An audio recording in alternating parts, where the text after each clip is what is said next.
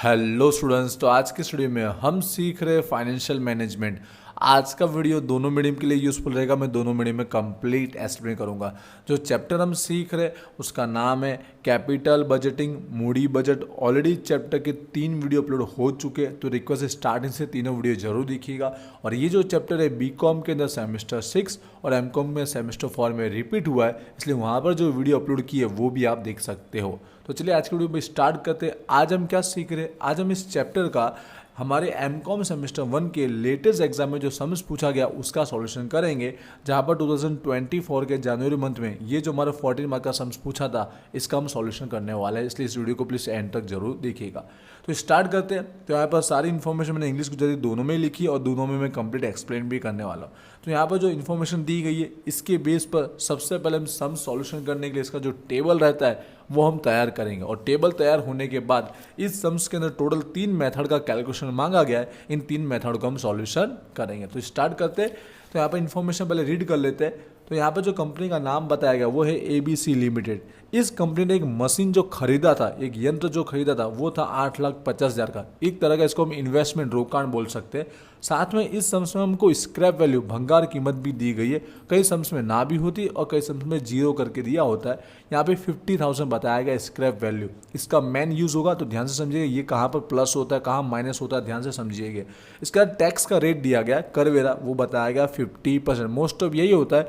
बाकी other sums में 30% या 40% भी देखने को मिलता है। सबसे मेन जिसके बेस पर हमको टेबल तैयार करना है, ये जो प्रॉफिट जो अर्निंग बताया गया है ये सबसे मेन है, क्योंकि सम्स के अंदर हमको कहाँ से टेबल स्टार्ट करना है वो यहीं से पता चलता है। तो रीड कर लेते हैं। जो अर्निंग बताया गया है जिसे हम प्रॉफिट भी बोलते हैं, ये बिफोर है डेप्रिसिएशन एंड टैक्स, मतलब दोनों के बिफोर का है। मतलब डेप्रिसिएशन भी माइनस करने के पहले का और टैक्स भी माइनस करने के पहले का। जब दोनों के माइनस करने का पहले का, इसका मतलब स्टार्टिंग से हमको सॉल्यूशन करना रहेगा। स्टार्टिंग का प्रॉफिट दिया गया है, डेप्रिसिएशन भी माइनस करने के पहले का और टैक्स भी माइनस करने के पहले का, दोनों हमको माइनस करने पड़ेंगे।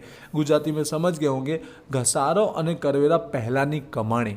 घसारो करवेरा दोनों के पहले का दिया गया। कई बार सम्स में क्या होता है, आफ्टर डेप भी दिया गया होता है, तो हम यहाँ से स्टार्ट करते हैं। कई बार सम्स के अंदर आफ्टर टैक्स दिया गया हो तो यहीं से स्टार्ट करते हैं। ठीक है, तो इस तरह से सम से हमें सारे टेबल सीखने को मिलेंगे। और साथ साथ में हमें जो 3 टॉपिक सीखने हैं, जो सम्स में सॉल्यूशन करना है, वो हमारा पे बैक पीरियड, परताप समय, सेकेंड है एवरेज रेट ऑफ रिटर्न, सरेराश वर्तमान दर, और लास्ट है नेट प्रेजेंट वैल्यू, चौखू वर्तमान मूल्य, जो बेसिक हमने प्रीवियस वीडियो में भी सीखे हुए। तो यहाँ पे एक तरह का रिवीजन ही हो रहा है। तो स्टार्ट करते हैं। तो टेबल तो आई होप आपने समझ लिया। हमको स्टार्टिंग से ही स्टार्ट करना है। हमको दोनों के बिफोर का प्रॉफिट नफो दिया गया है। तो सबसे पहले क्या फाइंड आउट करना रहेगा, टेबल में डेप्रिसिएशन, घसारों में फाइंड आउट करना रहेगा। तो यहाँ पर डेप्रिसिएशन, घसारों के लिए कोई मेथड नहीं बताइए। तो मेथड जब ना बताया तो हम सिंपल सी बात उससे क्या समझते हैं, स्ट्रेट लाइन मेथड समझते हैं, सीधी लिटी पद्धति। इसका मतलब क्या होता है, हर एक साल जो घसारो जो रहेगा डेप्रिसिएशन वो इक्वल माना जाएगा। फॉर्मूला सिंपल से, फॉर्मूला लिखे भी हम कर सकते हैं। जो मशीन की जो कॉस्ट प्राइस है वो लिख रहे हैं 8,50,000, जिसमें से माइनस क्या करना रहता है, स्क्रैप। सम्स में दिया है तो स्क्रैप माइनस कीजिए, ना दिया तो 0 होता है। स्क्रैप दिया गया 50,000, उसकी कॉस्ट माइनस स्क्रैप और डिवाइड बाय क्या होता है, यूजफुल लाइफ, जो हमें बताया गया होता है। जो सम्स में 1, 2, 3, 4, 5 ईयर दिया गया है, तो डिवाइड बाय क्या होगा, 5। अब इसमें फॉर्मूला लिख के कीजिएगा, cost value minus scrap value divide by useful life. Gujarati में समझ गए होंगे, पड़तर कीमत माइनस घसारो भाग्य आयुष। तो यहाँ पर 50,000 माइनस करेंगे तो 8 लाख आएगा। 8 लाख डिवाइड बाय 5 करेंगे तो 1,60,000 निकल के आएगा हमारा घसारो। डेप्रिसिएशन होने की वजह से एवरी ईयर क्या होगा, इक्वल होगा। 1,60,000 हर साल सेम इट इज लिखा जाएगा। लेकिन जो सेकेंड मेथड रहती है रिटर्न डाउन वैल्यू, घटती जाती है, उसमें हर साल डेप्रिसिएशन अलग अलग आता है। उस टाइप का भी सम्स अपलोड किया, इसलिए वो भी जरूर देखिएगा। 1,60,000। आई होप ये टेबल क्लियर हुआ। अब इसके बाद हमें क्या निकालना है, प्रॉफिट निकालना है। लेकिन ये क्या होगा, आफ्टर डेप, घसारा बाद नो नफा। मतलब ये जो स्टार्टिंग का प्रॉफिट है उसमें डेप्रिसिएशन घसारा हमको माइनस कर देना रहेगा। 4,40,000 माइनस 1,60,000 तो कितना आएगा, 2,80,000 आएगा। इस तरह से बाकी सब भी माइनस कर देंगे। 5,20,000 माइनस 1,60,000 तो यहाँ पे आएगा 3,60,000, बाकी सब अमाउंट लिख देता हूँ। आई होप आप समझ गए होंगे और प्रीवियस वीडियो में भी हमने सीखा हुआ है इसके लिए। तो यहाँ पर हमने जो फाइंड आउट किया ये हमारा हुआ प्रॉफिट आफ्टर डेब्ट, घसारा बाद में नफो, मतलब यहाँ घसारा माइनस कर दिया बट ये प्रॉफिट है, ठीक है। अगला हमको क्या है, टैक्स माइनस करना है, तो पहले टैक्स लिखना पड़ेगा, करवेरा निकालना पड़ेगा। तो यहाँ पर कितना परसेंट बताया गया, 50% बताया गया। और 50% निकालना है किसका, इस प्रॉफिट का ही निकालना है, जो आफ्टर डेब्ट घसारा माइनस करने के बाद का जो प्रॉफिट जो नफो, इसका हमको टैक्स निकालना रहेगा। हमें 50% बोला है, मतलब समझ गए आधा होने वाला है। 2,80,000 डिवाइड बाय मतलब इंटू में 50% कीजिए तो 1,40,000 हो जाएगा। इसी तरह 3,60,000 इंटू में 50% 1,80,000 हो जाएगा। 1,60,000 इंटू में 50% तो हमारा 80,000 हो जाएगा। समझ गए, आगे बाकी एंट्री में लिख देता हूँ, मतलब आधा हो जाएगा क्योंकि 50% इसलिए, बाकी 30 और 40 होता तो हमको अलग अलग अमाउंट देखने को मिलती। अब ये जो नफो है अगेन ये क्या, आफ्टर टैक्स, टैक्स हमने निकाला है, अब इसमें टैक्स क्या करना है, माइनस कर देना, तो बनेगा प्रॉफिट आफ्टर टैक्स, करवेरा बाद में नफो। बट ये डेप्रिसिएशन माइनस करने के बाद का जो नफो, इसी में से टैक्स माइनस करना है, स्टार्टिंग में से करना नहीं है। जो टेबल सॉल्व हुआ उसी में से माइनस करना है। तो 2,80,000 माइनस 1,40,000, 1,40,000 आएगा क्योंकि आप 50% माइनस किया टैक्स, इसलिए इक्वल आ रहा है।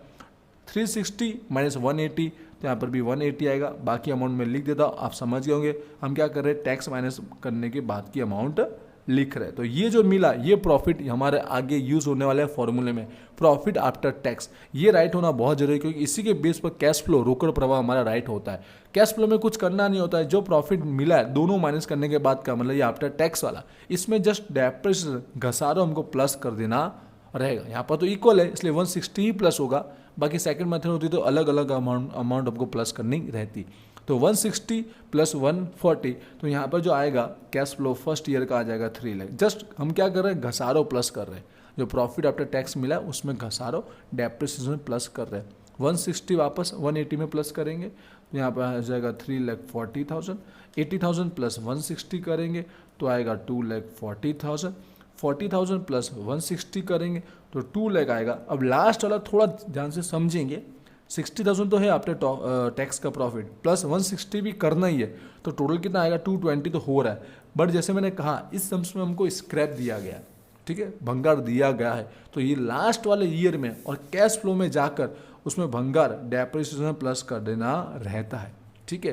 क्योंकि यहाँ पर क्या रहता है, ये जो स्क्रैप की वैल्यू है वो हमें एज अ रीसेल के रूप में उसकी अमाउंट मिल जाती है, इसलिए यहाँ पर प्लस कर दिया जाए, उतनी इनकम हमारी बढ़ जाती है, कैश बढ़ जाता है, इसलिए लास्ट ईयर में जाके हमको प्लस करना रहता है। तो एग्जैक्ट 2,70,000 आएगा। पहले तो हमने इसके अंदर डेप्रिसिएशन प्लस किया ही, साथ साथ में स्क्रैप भंगार भी हमने प्लस कर दिया, एक तरह का आवक इनकम समझकर। आई होप ये कैश फ्लो आपको समझ में आया होगा। अब हमारा क्या है, डिस्काउंट फैक्टर, वटाव पेड जो सम्स में हमें बताया गया होगा, कितने भी परसेंट का हो सकता है, 12%, 50%, 10%, ये हमें ऑलरेडी अमाउंट दे के रखी होती। बाकी कैलसी से फाउंड आउट भी कई किया जा सकता है, जिसकी रिगार्डिंग वीडियो भी अपलोड किया गया, बाकी सम्स में हमें दिया गया होगा। तो 5 ईयर का जो दिया है वो हम ये वटाव राइट डाउन कर देता, क्योंकि इसी वटाव के बेस पर हमारा नेक्स्ट टेबल रेडी होने वाला है, जो होता है प्रेजेंट वैल्यू, जिसके बेस पर हमें आगे की मेथड सॉल्व करनी रहेगी। तो यहाँ पर वटाव परिबळ डिस्काउंट फैक्टर राइट डाउन कर दिया गया और लास्ट और फाइनल टेबल प्रेजेंट वैल्यू वर्तमान मूल्य फाइंड आउट कर देते हैं। ये जो कैश फ्लो हमारे पास आया है उसके अंदर हमारे वटाव परिबळ डिस्काउंट फैक्टर क्या करना है, मल्टीप्लिकेशन करना रहेगा। जैसे कि 3 लाख इंटू में 0.893 अमाउंट यहाँ पे आएगी 2,67,900। इस तरह से बाकी सबका भी इंटू करके मैं राइट डाउन कर देता हूँ, जिससे थोड़ा बहुत हमारा टाइम सेव होगा। तो प्रेजेंट वैल्यू हमने राइट डाउन कर दी है। तो इस प्रेजेंट वैल्यू के टेबल का लास्ट में सबसे पहले टोटल कर लीजिए, 9,90,050, ठीक है। इस तरह से हमारा ये टेबल हुआ कंप्लीट। आई होप आपको क्लियर हुआ होगा। बिफोर का मांगा गया था, दोनों माइनस करने के पहले का। अब आते हैं हम लोग को जो मेथड मांगी गई वो हम एक एक करके सॉल्व करते हैं। जहाँ पर हमें सम्स के अंदर सबसे पहले मांगा गया है पे बैक पीरियड, परत आप समय, जो हर सम्स में मोस्ट ऑफ पूछा ही जाता है। इसका मीनिंग क्या होता है, जो इन्वेस्टमेंट किया गया है वो कितने साल में हमको रिटर्न हुआ है, परत हुआ है, बैक हुआ है। तो यहाँ पर फॉर्मूला लिखने के लिए जस्ट लिख लीजिएगा, बाकी मैं आपको इजी तरीके से समझाऊंगा। Investment divide by annual cash flow, रोकाण भाग्या वार्षिक रोकड़ प्रवाह। तो आपको इन्वेस्टमेंट रोकाण पता है कितना किया गया, 8,50,000 का हमने इन्वेस्टमेंट किया गया है। जो हमें देखना है कितने साल में रिटर्न हुआ है, तो उसके लिए कौन सा टेबल यूज करना है, कैश फ्लो वाला यूज करना रहेगा, क्योंकि यहाँ पे ओनली पे बैक पीरियड ही लिखा है। डिस्काउंटेड पे बैक पीरियड लिखा होता है, डिस्काउंटेड वटावेल तो आपको ये वाला टेबल यूज़ करना है, क्योंकि ये वटावल रकम है, क्योंकि यहाँ पर जो वटाव दिया उसके साथ मल्टीप्लिकेशन करके ये अमाउंट आई है। वटावल बोला तो इसका यूज़ करना, डिस्काउंटेड बोला तो इस कैश फ्लो का यूज़ करना रहता है, लेकिन नहीं लिखा तो सिंपल ये कैश फ्लो की अमाउंट के थ्रू हमको निकालना रहेगा। तो फर्स्ट अमाउंट हमें फर्स्ट ईयर की कितनी अमाउंट मिली है कैश फ्लो में, 3 लाख मिली, मतलब पहले ईयर इतना हमारा रिटर्न हुआ। सेकेंड ईयर कितना दिया है, 3,40,000 मिला है, तो सेकेंड ईयर का 3,40,000 लिखेंगे और टोटल भी माइंड में रखिएगा कैलसी में।